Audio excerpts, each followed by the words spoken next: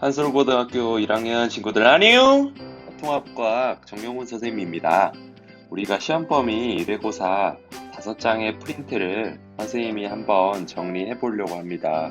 우리가 부득이하게 자가격리를 해서 못 듣는 친구들도 있었고, 그리고 수업 내용이 조금 밤마다 상의해서 조금 일관되게 선생님 한 번 더 정리하면서 여러분들 시험 공부할 수 있게, 그리고 복습할 수 있게 한번 더 살펴보도록 하겠습니다. 영상은 짧게 찍으려고 하고 있으니까요.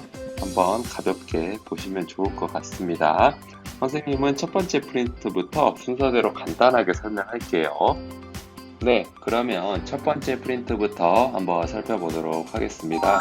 우리가 첫 번째 프린트에서 핵심 개념으로 정적 우주론, 그리고 팽창 우주론, 빅뱅 우주론에 대해서 배웠었죠.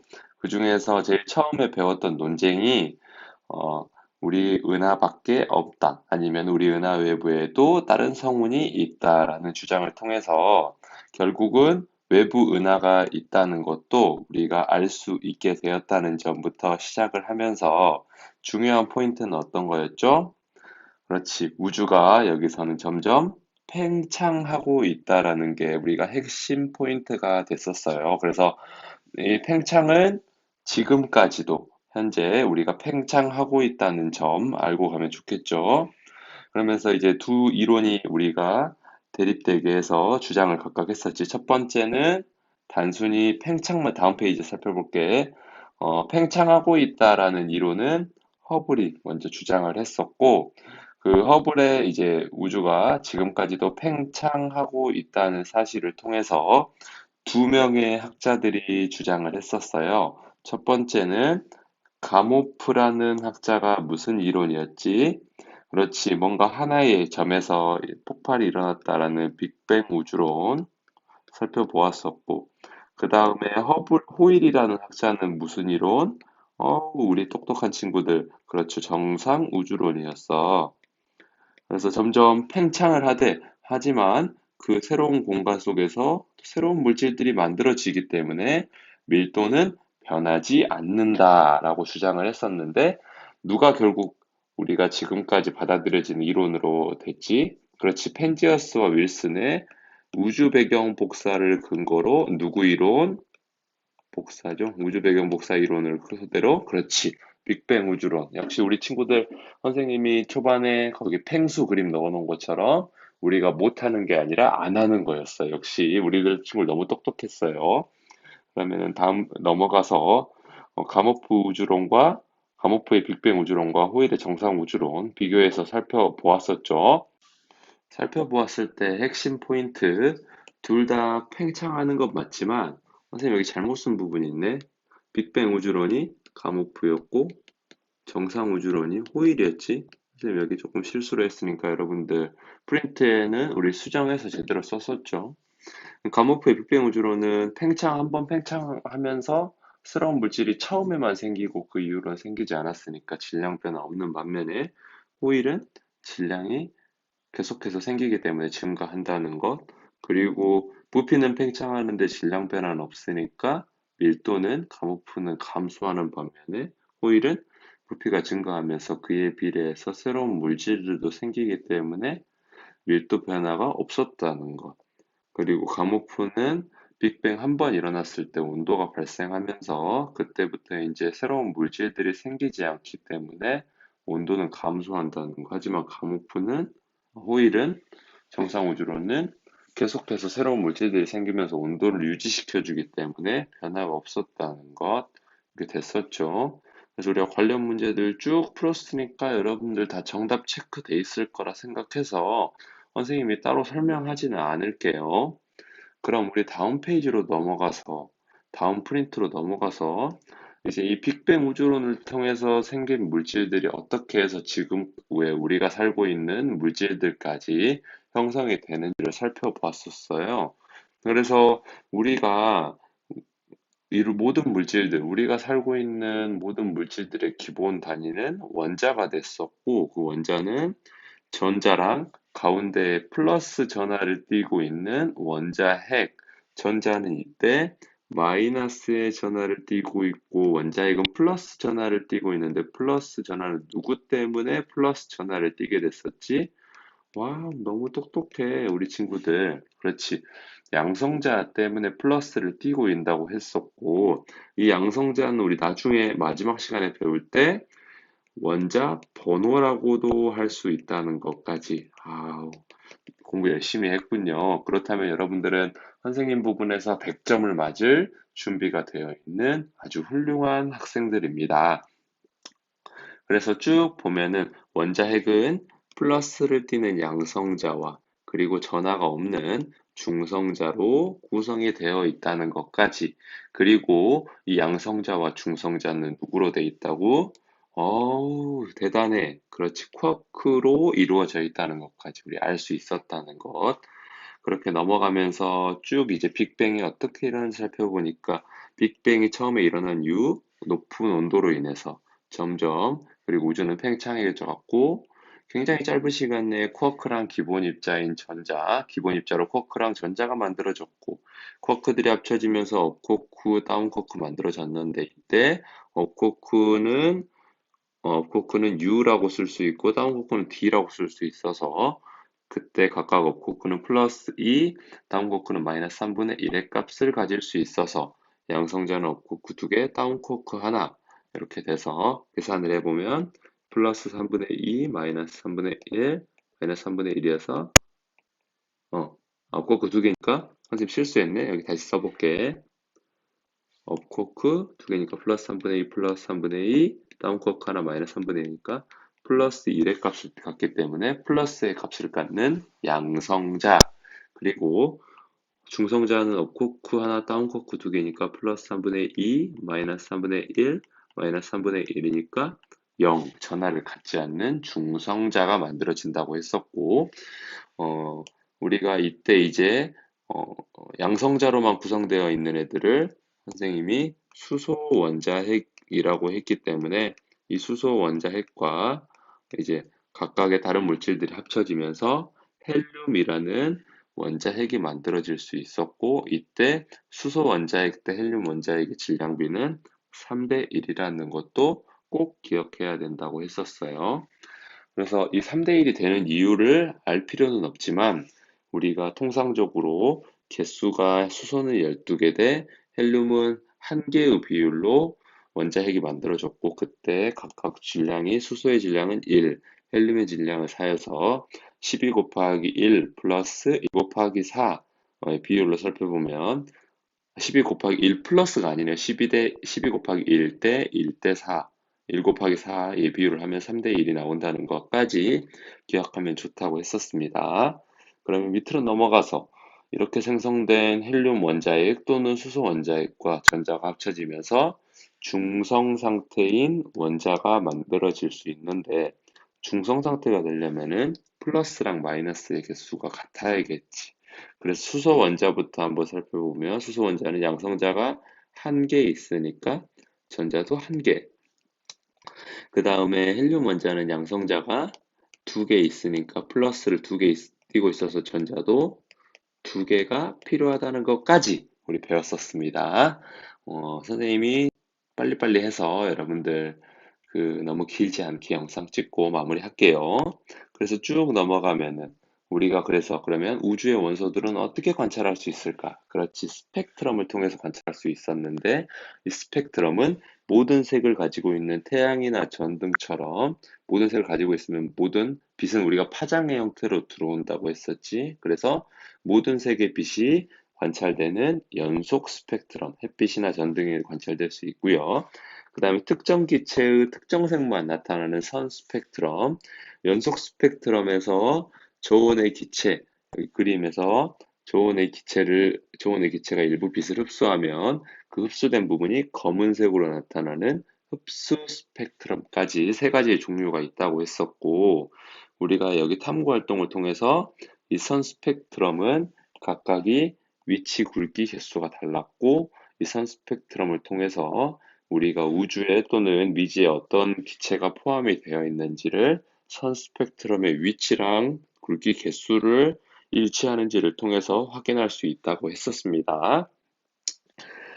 그래서 문제 각각 풀었었고, 혹시 이해 안 되는 부분 쌤한테 언제든지 질문하시면 되겠습니다. 세 번째 프린트로 넘어가서, 세 번째 프린트에서 우리 태양계에서 별에 어떻게 상상됐고, 별을 통해서 지금, 별이 폭발하는 초신성을 통해서 우리가 지금 살고 있는 물질들, 뭐 암석이라든지 아니면은 뭐 금속, 비금속들 어떻게 구성되어 있는지 살펴봤었죠.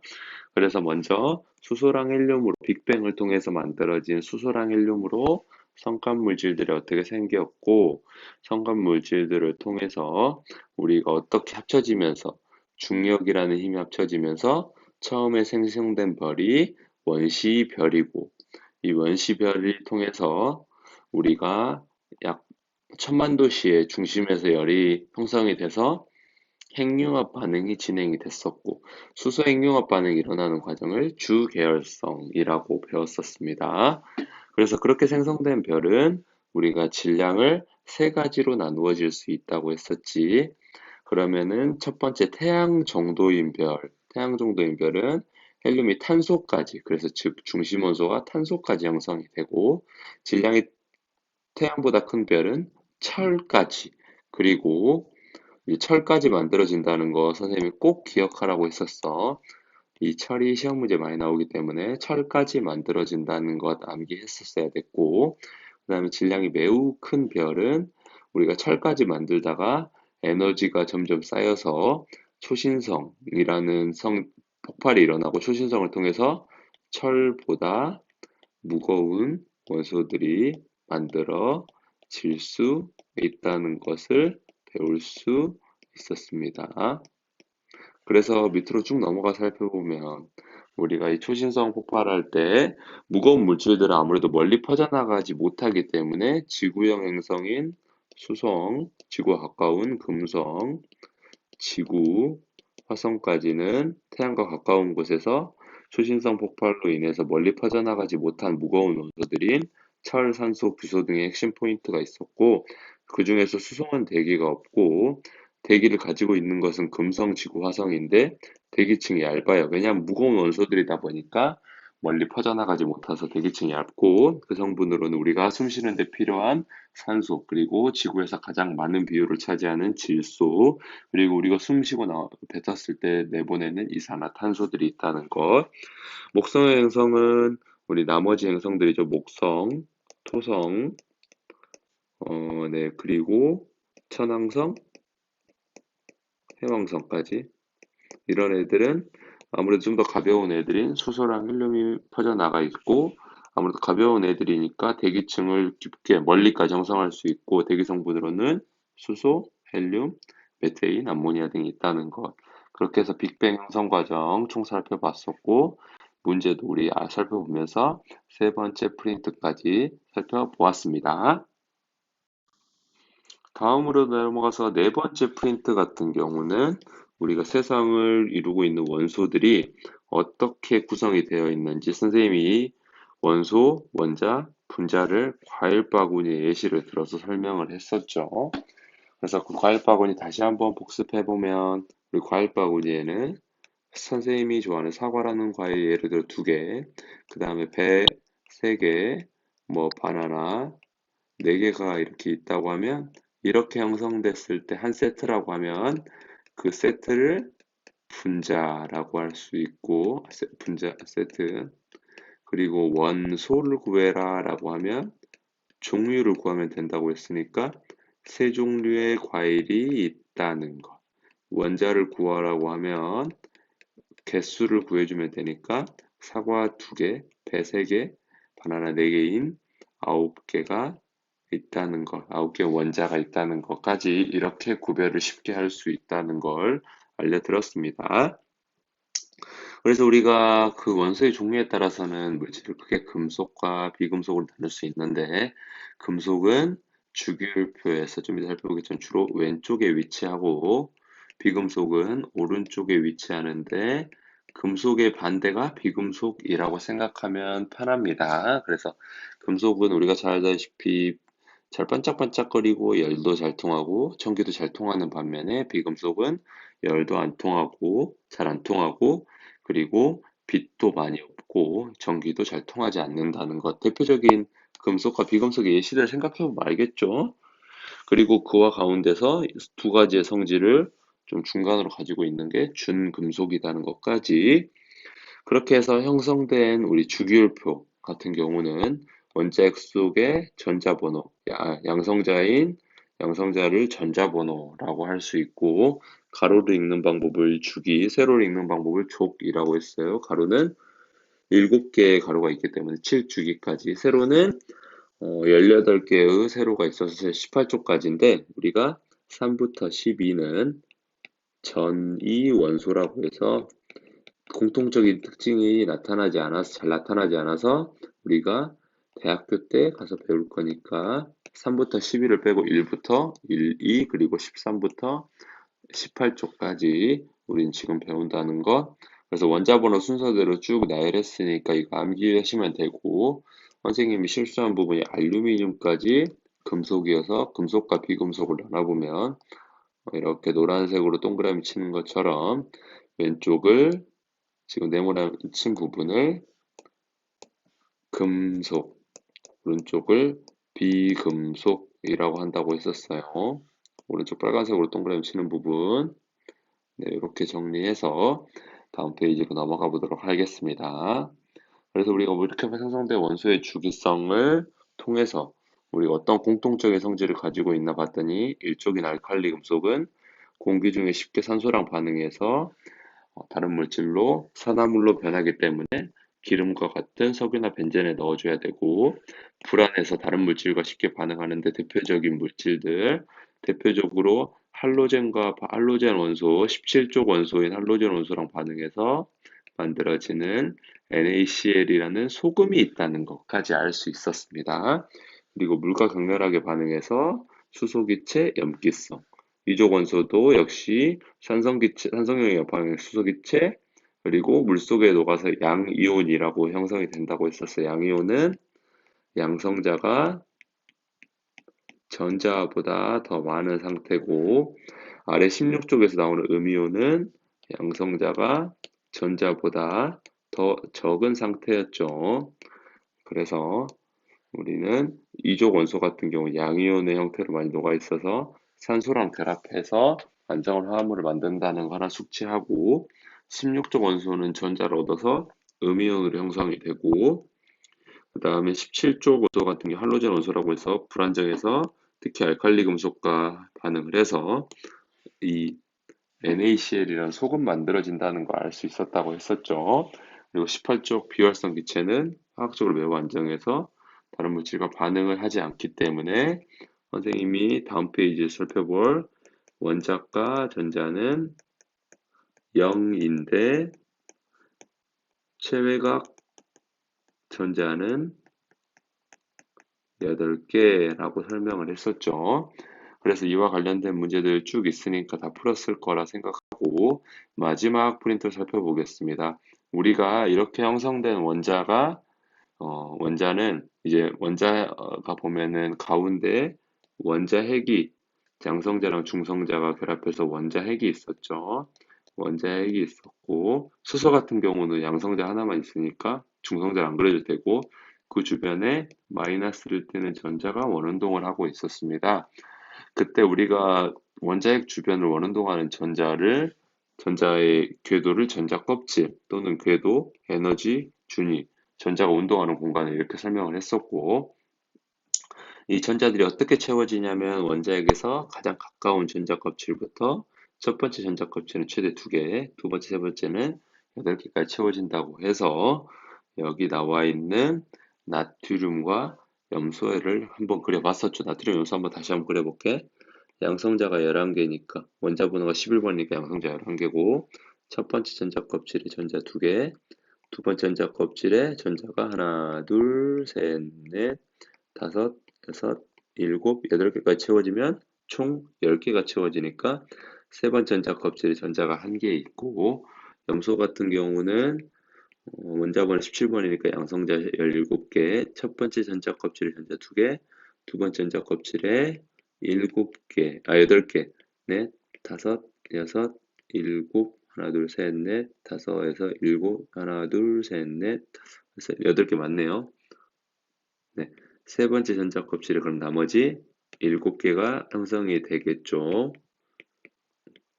그러면은 우리가 원자과 전자는 가장 바깥 전자 껍질에 배치된 전자이면서 화학적 성질을 관여하는 거고, 그와 비슷한 체외각 전자는 가장 바깥 전자 껍질 전자까지 똑같은데 화학적 성질에 관여하지 않기 때문에 다 원자과 전자랑 비슷한데 어디 부분만 다르다고 했었어. 그렇지. 여러분들 너무 똑똑하다. 여러분 선생님 기말고사 때 조금 어렵게 내야 될 것 같은 느낌적인 느낌이 드는데 그래도 여러분들도 힘을 줘야 되니까 한번 나중에 그건 여러분들 수준 보고 판단하도록 할게요. 그래서 18쪽 원소만 원자과 전자는 0이고 체외각 전자 8개라고 했었어. 왜 18쪽 원소는 원자과 전자가 0이었어? 그렇지, 그렇지. 화학 결합에 참여를 안 하잖아. 매우 안정해서. 아우, 나 이렇게 똑똑한 제자들은 처음 보는 것 같은데. 아무튼 좀 오바가 심했죠. 하지만 그래도 여러분 똑똑한 건 정말 사실이야. 네, 넘어가도록 하겠습니다. 그래서 우리가 같은 족이라고 하면 원자과 전자수가 같고 전자 껍질이 아래쪽으로 갈수록 증가한다는 거. 같은 주기는 전자 껍질 수가 같고 오른쪽으로 갈수록 원자과 전자가 한 개씩 증가한다는 것까지 배웠습니다. 그래서 우리가 알칼리 금속이랑 할로젠 원소 중요하니까 한 번 더 배웠었지. 알칼리 금속은 칼로 자를 수 있을 만큼 무르고 공기 중에 쉽게 산소랑 반응하는 산화 반응을 통해서 광택을 잃는다는 것, 물과 반응에 수소기체 발생하고 염기성을 띈다는 것을 우리가 페놀프탈레인이 무슨 색으로 변한다는 걸 통해서 알 수 있었어. 그렇지, 완벽하다. 페놀프탈레인이 붉은색으로 변했었죠. 그래서 여기에다가 우리 붉은색이라는 것을 선생님 기말고사 2학기 때 알려준다고 했었어요. 네, 이렇게 해서 문제까지 쭉 다 풀어보았을 거고 선생님이 간단하게 한번 정리를 했는데 여러분들 선생님이 원격으로 이렇게 강의를 찍었기 때문에 여러분들의 표정 그리고 여러분들의 지금 이해 정도를 확인한 건 아니지만 선생님이 쭉 수업 시간에 봤을 때 여러분 너무 잘하고 그리고 선생님 수업에 너무 잘 따라와줘서 여러분들 다 이해했을 거라 생각을 합니다. 그래서 고등학교 첫 시험인 만큼 선생님도 한번 처음으로 정리를 해봤는데 여러분들 이거 정리 듣고 많이 바쁘고 피곤하겠지만 조금만 더 노력해서 미래고사 때 여러분들 노력한 만큼 꼭 점수 잘 받아서 첫 시작을 잘 시작할 수 있도록 꼭 여러분들 선생님 응원을 할게요. 혹여라도 정말 그럴 일 없었으면 좋겠지만 시험을 좀 못 본다고 하더라도 여러분들 앞으로 더 잘하면 되고 이제 첫 시험이니까 앞으로가 더 잘하면 되니까 그런 부분에 대해서 마지막까지 용기 잃지 말고 언제든지 궁금한 내용 있으면 선생님한테 질문하시기 바랍니다. 마지막까지 화이팅입니다. 여러분들 마지막까지 조금만 더 힘내서 이거 듣고 조금 더 공부하고 공부하시기 바랍니다. 화이팅입니다. 파이팅! 바이바이.